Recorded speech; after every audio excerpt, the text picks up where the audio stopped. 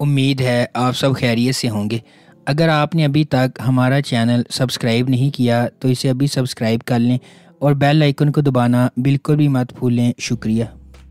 Number 10، fairy tale. Fairy tale کی کہانی امید کے گرد گھومتی ہے، جو ایک نوجوان متوسط طبقے کی لڑکی ہے جو شہزادی کی زندگی گزارنے کا خواب دیکھتی ہے اور وہ ہمیشہ امیر بننے کے لیے فوری اسکیموں کی تلاش میں رہتی ہے۔ اس کی زبردست جستجو میں امید کی گود میں ایک شاندار چیز گرتی ہے جب اسے ایک ایسے شو کا دعوت نامہ موصول ہوتا ہے جو اس کے خوابوں کو پورا کرنے کا وعدہ کرتا ہے، لیکن اسے جلد ہی احساس ہو جاتا ہے کہ حقیقی زندگی میں کوئی پریاں یا جادوئی منتر نہیں ہوتے اور ہر چیز کی قیمت بھاری ہوتی ہے۔ بے خوف امید اپنے خوابوں کو حقیقت بنانے کے لیے ایک سفر پر نکلتی ہے، عجیب و غریب کرداروں کا سامنا کرتی ہے اور زندگی، رشتوں اور خوشی کے بارے میں قیمتی سبق سیکھتی ہے۔ اپنے دوستوں اور خاندان والوں کی مدد سے امید کو پتہ چلتا ہے کہ زندگی میں اصل جادو اندر سے آتا ہے۔ نمبر 9، چپکے چپکے۔ ڈرامہ نواب خاندان کے بارے میں ہے۔ نواب صاحب کی 2 بیویاں تھیں، نائک پرور اور نائک بخت۔ نواب صاحب نے ان دونوں کے ساتھ یکساں سلوک کیا اور وہ ملحقہ مکانوں میں رہتی ہیں۔ ایک نواب ہاؤس کہلاتا ہے جہاں نائک بخت رہتی ہیں اور دوسرا نواب ولا جہاں نائک پرور رہتی ہیں۔ دونوں بیویوں کے درمیان کبھی نہ ختم ہونے والے تنازعات ہیں، کیونکہ نواب صاحب نے نائک پرور کے ساتھ اپنی شادی کے 2 ماہ بعد ہی نائک بخت سے شادی کر لی تھی۔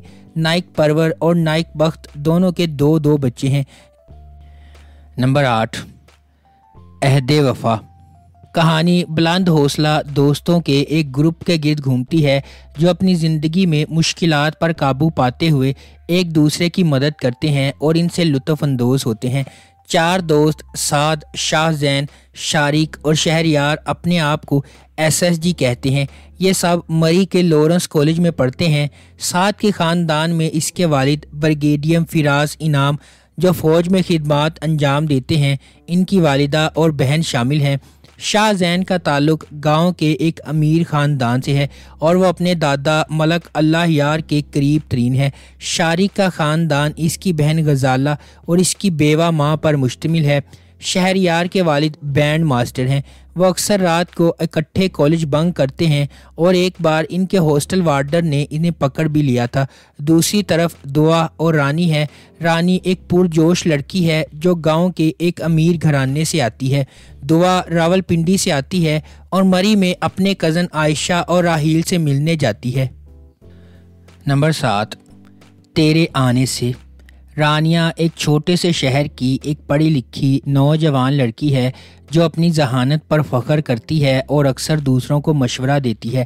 خالہ اماں کے گھر جب وہ ماہر سے ملتی ہے تو ابتدا میں اسے اس کا شوق نہیں ہوتا تھا۔ ماہر جو کہ خالہ اماں کا پیارا پوتا ہے، ہمیشہ ماہر کی رائے رکھنے والی فطرت کو نیچا دکھایا جاتا ہے۔ ماہر اور رانیہ کی ذہنیت میں فرق دونوں کے درمیان مایوسی اور نفرت کا باعث بنتا ہے۔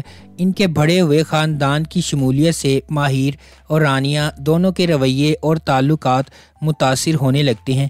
ماہر کو اپنے خاندان کے بارے میں کچھ سچائیوں کا سامنا کرنے پر مجبور کیا جاتا ہے، جس کی وجہ سے وہ اپنی اقدار اور عقائد کا ازسرِنو جائزہ لیتا ہے۔ در اثنا رانیہ کو ثقافتی توقعات اور خاندانی حرکیات کے ساتھ آنے والے چیلنجز سے نامرد آزما ہوتے ہوئے اپنے جذبات اور خواہشات کو نیویگیٹ کرنا پڑتا ہے۔ نمبر 6، صنف آہن۔ مختلف پس منظر اور زندگی کے شعبوں سے تعلق رکھنے والی 6 لڑکیاں اپنے ملک کی پکار پر لبیک کہتے ہوئے خود سے اور اپنے خاندان کی توقعات سے بڑا کچھ حاصل کرنے کے لیے خواتین کے معمول کے فرائض کو ترک کر دیتی ہیں۔ اگرچہ سبھی تعلیمی لحاظ سے اور سماجی طور پر بہت زیادہ قابل ہیں، لیکن انہیں معلوم ہوتا ہے کہ زندگی میں اس سے کہیں زیادہ اہم چیزیں ہیں جو دنیا خواتین کے بارے میں سوچتی ہے۔ ان تمام آزمائشوں اور مصائب کو اپنے اوپر لے کر جو ایک فوجی افسر کی تشکیل کا سبب بنتے ہیں کہ وہ کیسے نرم گلاب کی پنکھڑیوں جیسی شرمیلی ڈرپوک لڑکیوں سے فولادی صنف آہن کی خواتین میں تبدیل ہو جاتی ہیں۔ نمبر 5، عشق جلیبی۔ محمد بھوٹا کیٹرنگ کے کئی دہائیوں پرانے خاندانی کاروبار کے مالک ہیں۔ اپنے دونوں بیٹوں رفاقت اور صداقت کو اپنے کاروبار کا حصہ بنانے کی ان کی خواہش ادھوری رہ جاتی ہے، کیونکہ ان کے بیٹے اپنے خاندانوں سمیت بیرون ملک آباد ہیں۔ اپنے بیٹوں سے مایوس ہو کر محمد بھوٹا اپنے خاندانی کاروبار کو اپنے اکلوتے داماد عاشق حسین اور پوتے باسم کی دیکھ بھال میں دے دیتے ہیں۔ باسم ایک خوبصورت نوجوان بیرون ملک جانے کا خواب دیکھتا ہے، لیکن کافی مایوس ہے اور اپنی زندگی کی ہر تکلیف کی شکایت کرتا ہے۔ دوسری طرف بیلا ایک خوبصورت نوجوان لڑکی ہے جو اپنے والدین کے انتقال کے بعد اپنے دادا کے ساتھ رہ رہی ہے۔ ایک سمجھدار اور محنتی لڑکی ہونے کے ناطے بیلا اپنے کزن باسم کے رویے کو نظر انداز کرتی ہے اور وہ دونوں ہمیشہ ایک دوسرے سے جھگڑتے رہتے ہیں۔ نمبر 4، ہم تم۔ آدم سلطان اور نیہا قطب الدین بچپن کے حریف اور پڑوسی ہیں۔ آدم کا بڑا بھائی سرمد ایک پیشہ ور باورچی ہے اور ایک ریسٹورنٹ کا مالک ہے، اور سرمد کو نیہا کی بڑی بہن ماہا سے محبت ہے۔ ماہا کو یوگا کرنے کا شوق ہے اور اپنے جسم کو شکل میں رکھنا اور اپنی خوراک کا خیال رکھنا۔ قطب الدین، نیہا اور ماہا کے والد اپنی بیٹیوں سے زیادہ آدم پر توجہ دیتے ہیں، کیونکہ اس نے ہمیشہ بیٹا نہ ہونے پر افسوس کا اظہار کیا ہے۔ آدم، جس کے اپنے والد نے ساری زندگی مالی اور جذباتی دیکھ بھال کے والد کے فرائض کو نظر انداز کیا ہے، قطب کا بھی دل کی گہرائیوں سے احترام اور خیال رکھتا ہے۔ نمبر 3، کچھ انکہی۔ ہائیلی اینٹیسپیٹڈ ڈرامہ سیریل کچھ انکہی جدید دور کا اور ہلکے پھلکے مزاج کا ڈرامہ ہے جو فیملی ری یونین کے گرد گھومتا ہے۔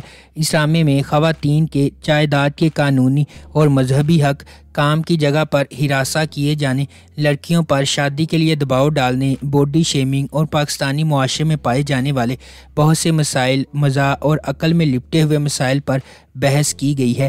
یہ پلاٹ آغا جان کے آبائی گھر کے گرد گھومتا ہے جہاں وہ اپنی 3 بیٹیوں کے ساتھ رہتے ہیں۔ آغا اپنی بہن کے ساتھ جائیداد بانٹنے کو تیار نہیں ہے۔ ان کی دوسری بیٹی عالیہ گھر کے دعووں کو حل کرنے کے لیے دن رات کام کر رہی ہے۔ کہانی میں ایک حیرت انگیز موڑ بھی آتا ہے جب سلمان، ایک اور نوجوان ریئل اسٹیٹ ایجنٹ، کرایہ دار کے طور پر ان کے گھر میں داخل ہوتا ہے۔ Number 2، Chaudhry and sons. Chaudhry and sons ایک ہلکے مزاج کا فیملی ڈرامہ ہے جو فیملی ری یونین کے گرد گھومتا ہے۔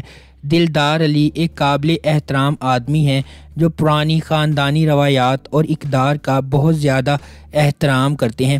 شروع سے ہی اسے اس حقیقت پر فخر ہے کہ اس کے خاندان میں کسی نے بھی ان کے قریبی خاندان سے باہر شادی نہیں کی، جب تک کہ اس کی اپنی بیٹی صباحت نے اسے مایوس نہیں کیا، جبکہ اس نے اس سے تمام خاندانی تعلقات ختم کر لیے تھے۔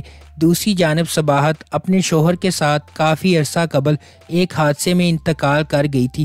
وہ اپنی بیٹی پری کو اپنی دادی ملکہ بیگم کی دیکھ بھال میں چھوڑ گئی تھی۔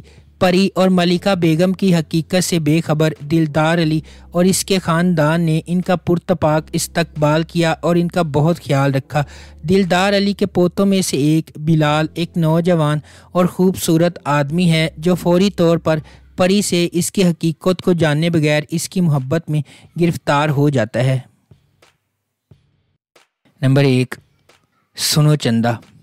ارسلان جمشید علی اور عجیہ نزاکت علی کزن ہیں اور مشترکہ خاندان میں رہتے ہیں۔ ان کے گھر والوں نے ان کی شادی اس وقت کر دی تھی جب وہ بچپن میں تھے، لیکن رخصتی ابھی ہونا باقی ہے۔ بی جان ان کی دادی اور خاندان کی سربراہ کے 2 بیٹے ہیں، جمشید علی اور نزاکت علی، اور ایک بیٹی معصومہ جس کی شادی جلال خان سے ہوئی ہے۔ وہ کراچی میں رہتے ہیں۔ جمشید علی کی شادی شاہانہ سے ہوئی اور نزاکت علی کی نائمہ سے۔ جیا کا ایک چھوٹا بھائی دانیال نزاکت علی بھی ہے جو ایک خواہش مند نیوز رپورٹر ہے۔ جیا کا خواب ہے کہ وہ BBA کے بعد اعلیٰ تعلیم کے لیے لندن اسکول آف اکنامکس میں داخلہ لے۔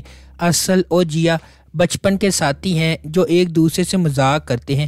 بی جان نے اپنے شوہر کی آخری خواہش کو پورا کرنے کے لیے ارسل اور جیا کی رسمی شادی اور رخصتی کروانے کا فیصلہ کیا۔